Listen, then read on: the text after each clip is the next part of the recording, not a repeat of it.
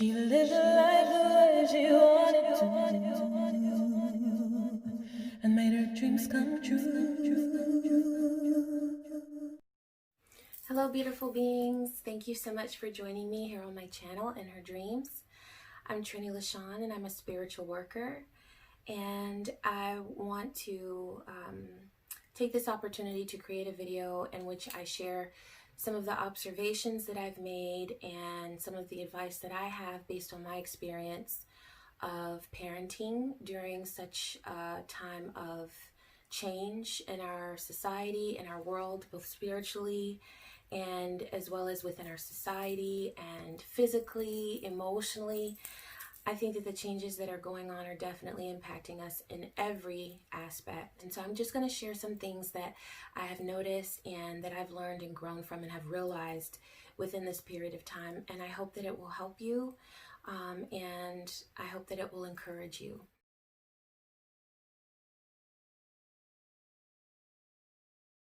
During this time of quarantine and dealing with the coronavirus and the social injustice, the continued social injustice that we are aware of, which awareness is good, but of course we want it to end. We want to evolve into a society where all people of all races, of all ethnicities, of all sexual orientations are respected and treated with kindness and equality. This presents some very different sets of circumstances for us as parents now. And one thing that I've noticed with a lot of parents, I do check in with social media. I try not to be a slave to it because sometimes you can just feel inundated with the energy that's out there and it can really impact you in a negative way. But when I check in, I feel like there's a lot of pressure that parents are putting on themselves to be that perfect parent, or to, they're struggling with, how do I present this information to my child? And so I always try to look at things from a place of empowerment and growth, taking every single situation that we go through and looking at it in a positive light so that we can glean insight from that and use it for our growth and our evolution as a society. So that's the perspective that I'm always looking at things from. So I just want to say that it's super important for us as parents to take a deep breath and to not put so much pressure on ourselves to be that perfect parent, or to always rise to the occasion. That's the goal, but we have to remember that we're just putting one foot in front of the other some days, and we are doing the very best we can. And as long as that's our goal, you're moving in the right direction. So please be gentle with yourself throughout this process and be patient with yourself, and you will find that will have a huge impact on the energy that you have with your kids. You'll be so much more patient and kind with them if you're kind with yourself.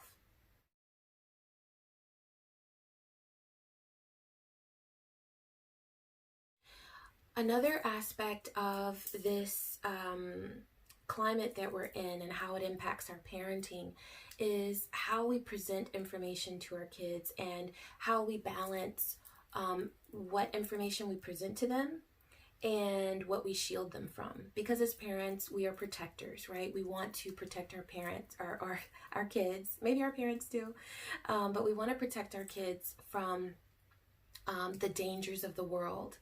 And now the dangers of the world are so obvious that we feel more pressure on ourselves, like there's so much to protect them from.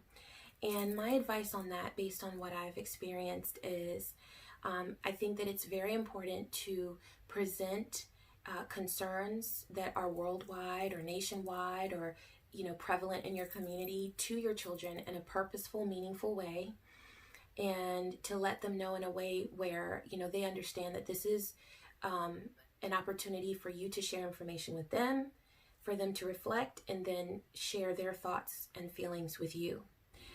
Because I always want them to hear, if there's something that's going on, then my husband and I, we want them to hear it from us, you know, and then that way they have a firm foundation as far as they know what came from mom and dad. They know that, you know, we took the time to explain it to them, and so therefore they know that the door is always open if they have concerns about that. So just a little anecdote, my 5-year-old, when we were talking about the coronavirus and the quarantine and all of that, he appeared really sad, and we asked him, you know, what's wrong, what's going on, and he said, I miss my friends. I miss my friends at preschool. And of course he's saying it in his little, you know, his little voice, and it was just an opportunity for us to enter his world and to really understand that, yeah, you know, he's going through this too. There are adult issues all around us, but you know, they're child issues as well, and they have concerns also that are very big to them. And with our 12-year-old, we were discussing the social injustice that's going on, and that's so, you know, we're all, well, hopefully we're all aware of it. We're becoming aware of it. And the murder of George Floyd, and we were presenting that information to him. And that gave him the opportunity to share with us that he plays Xbox, and so on his video game chat, or I don't know anything about video games, but when they were all talking together, there was a peer of theirs who had been spewing racial slurs and just being really nasty about racial issues and racial injustice. And so we weren't aware of that before we had the talk. So, you know, opening up to your children about these issues in a way that is calm and grounded. I'm not saying to hide your emotions. I think it's actually beneficial for kids to witness our emotion, and also to witness our healthy process of that emotion, right? But if we attempt to at least present the information in a calm and grounded manner, it allows them the opportunity to then open up and share their feelings and their reflections about what they're feeling about the issue, because I promise you they're feeling something, and it may come out now or it may come out later. Also a tip about, you know, because having a 12-year-old boy, I understand how I hear a lot of moms say, well, my kids don't talk to me and they don't open up. One thing that I found during this quarantine, because prior to it I was working full-time, working every day, I'm now able to sit and, you know, spend more time with my kids, and I'm more focused with them, and I'm so grateful for that. But giving them the opportunity to really, you know, give them your time, and then if they know that you're focused on them and they have the opportunity to truly open up and respond to what you're saying, that can make a big difference. That doesn't mean that automatically, even then, they're going to open up.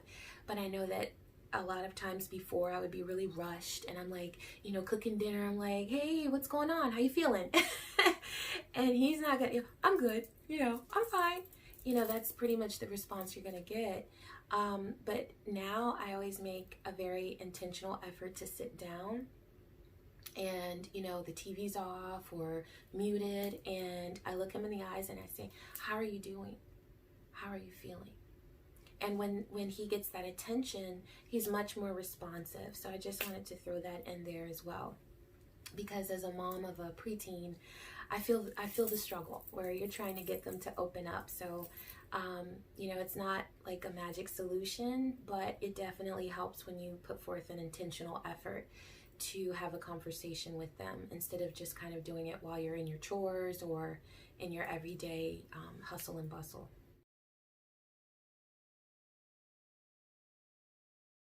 When we talk about giving your children the opportunity to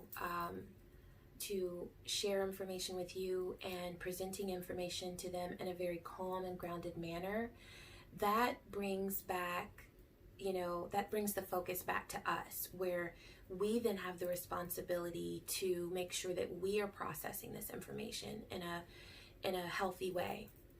And so self-care is something that I definitely recommend throughout all of this. It can be very difficult to do during quarantine, but whatever you can do if there's, someone that can maybe, a family member or someone that can help out with, watching the kids, or if you and your partner can take turns, and just, maybe provide you with however much time you need, 30 minutes, an hour, a couple hours, whatever, to be able to do something that you really enjoy so that you are able to clear your mind and to process what's going on. And if you need to cry, if you need to, call a friend or a family member, if you need to read, if you need to meditate, whatever it is that you need to do that so that you can be in a good place for your kids. And I think that that's one thing that a lot of people are concerned with now, is feeling like you can't get a break from your kids, which that was built into our culture, right? Oh, in the morning I wake up and I get ready, and we're off to daycare, or the kids catch the bus and they go to school, and then I'm at work. You're kind of alone. You might be with coworkers, but you don't have the responsibility of caring for your children throughout the entire day and night. And now we have that responsibility. And I think that it's a really good time to sort of develop ways and, have connections with people, or, develop connections with people that can help you to make sure that you have that time to have self-care, and to make sure that you're promoting your own sense of self-love so that you're in a strong, healthy place for your children. I think that's very important. So I know it can be a challenge right now, but whatever you can do to make sure that you are making time for yourself, please do that.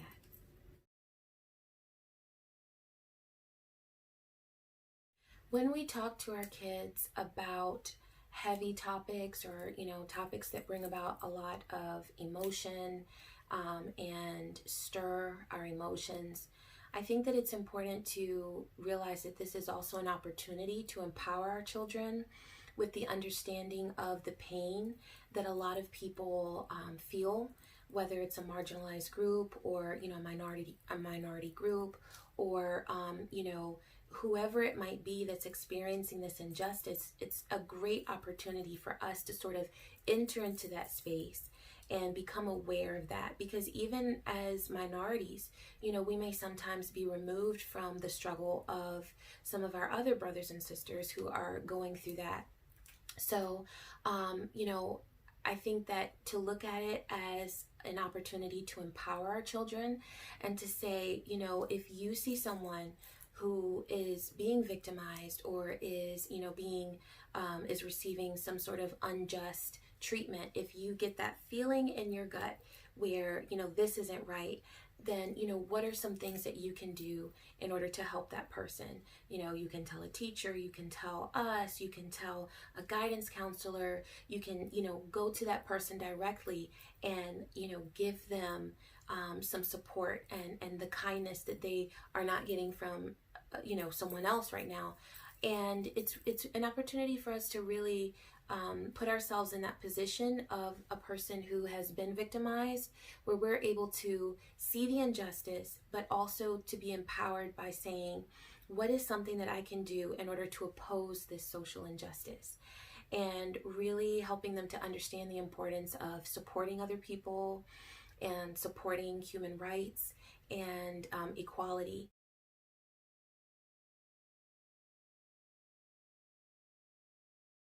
For parents who are minorities, or a part of a racial minority, like myself, I would suggest empowering your children with the understanding, speaking from a spiritual perspective, understanding the power of protection, and helping them to understand that there are ways in which they can protect themselves, both physically and energetically.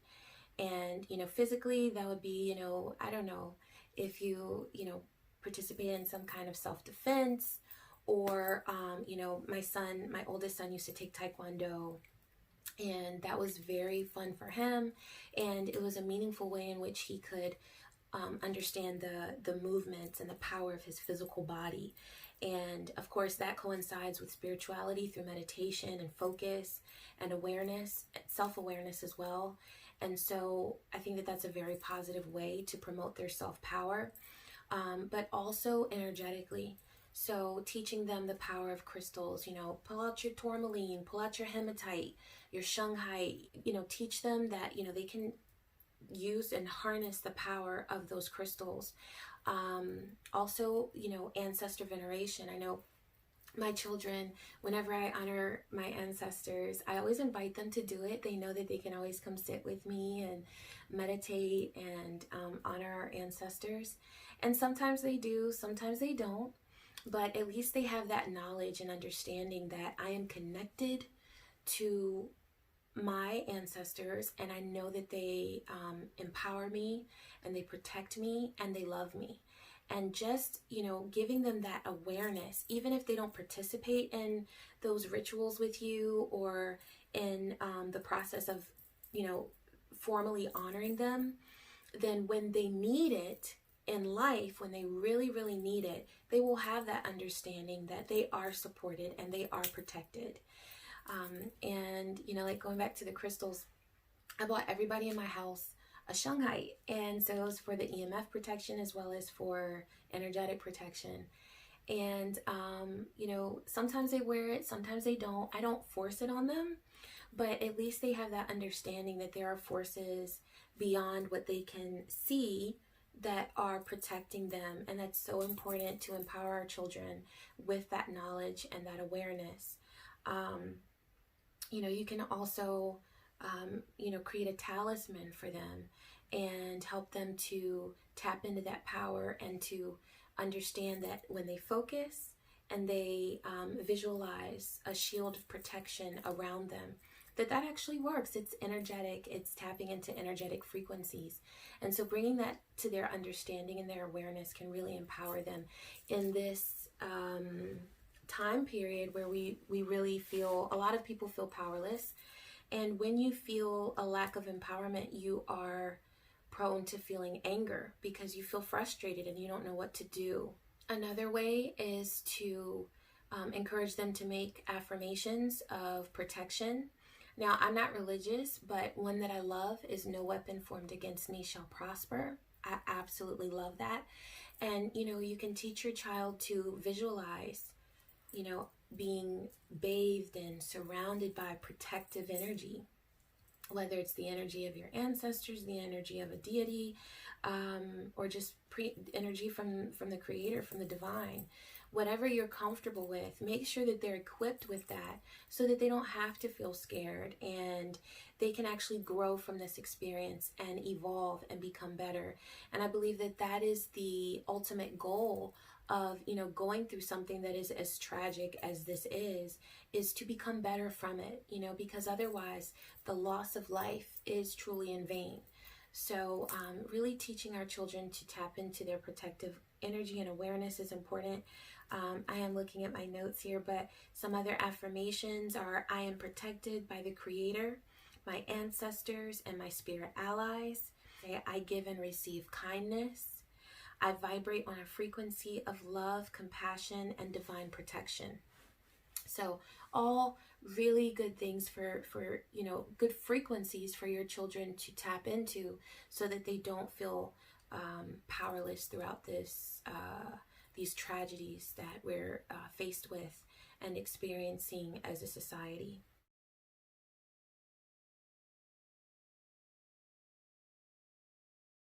The last thing I wanted to talk about with conscious parenting and parenting from a spiritual perspective during this time is your spiritual practice and bonding with your kids. So this is a great time, of course, to do things spiritually with them that we may not have had time for before, or it may have been difficult to make time for. Like, I would always have like spirit time, or I call it circle time, like on the weekends. And so now we're able to do that whenever, which is really beautiful.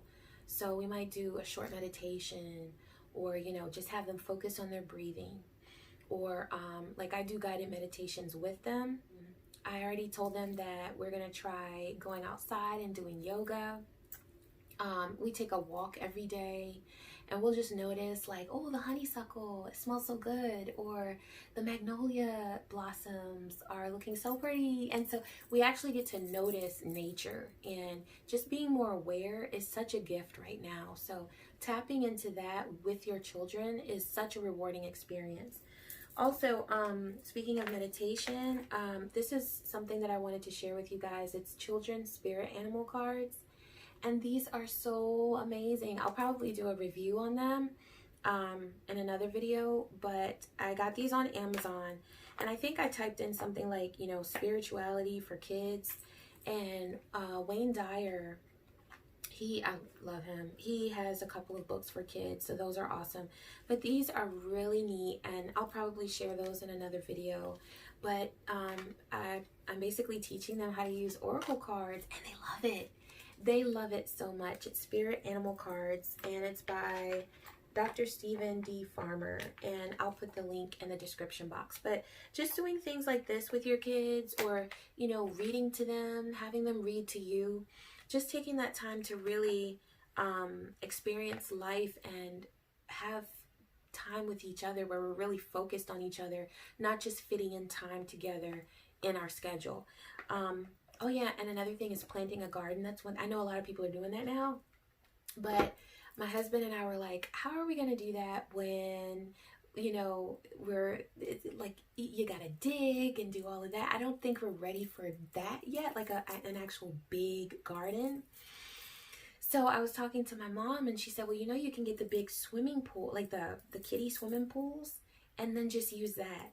So I was like, oh my gosh, that's great. Now, I did think about the BPA, but I might like line it with something, you know, but I think that that's a great idea with, you know, for gardening, if that's something that you want to get into, especially if you have a smaller space, like a townhome, and you just have a little bit of land. That's a really great idea too, if you want to start a garden. We also have like herbs that we keep in our kitchen windowsill, and so that's really cool too. Just anything you can do to promote nature and nurturing each other, nurturing nature, and allowing nature to nurture you. I think that that's absolutely beautiful. So that's what I have for you. I hope that this information is useful and helpful. I really did take time to reflect on the frustrations I have felt and how I've processed that, and the remedies that I've come up for that. And everything that I've shared with you is true from my heart. And you know, I have spent 16 years in the classroom, so I'm definitely passionate about kids, whether they're my own or in the community or anywhere in the world. And so just as long as you're going easy on yourself, giving yourself grace and mercy, that's definitely going to reflect in your parenting right now, because we're all going through transition. We're all evolving, and that's a good thing, but you know, it's not always a smooth process. So taking the time to give yourself, cut yourself some slack, I think that that's really, really important. I hope that this has been helpful. I appreciate you tuning in. Thank you so much. Please don't forget to subscribe, comment, like, and share. And if you're interested in my spiritual services that I offer, you can go to my website, inherdreamsintuitive.com, and connect with me, comment, email. I would love to hear from you. So thank you so much, and I wish you peace, joy, and many, many blessings. Take care.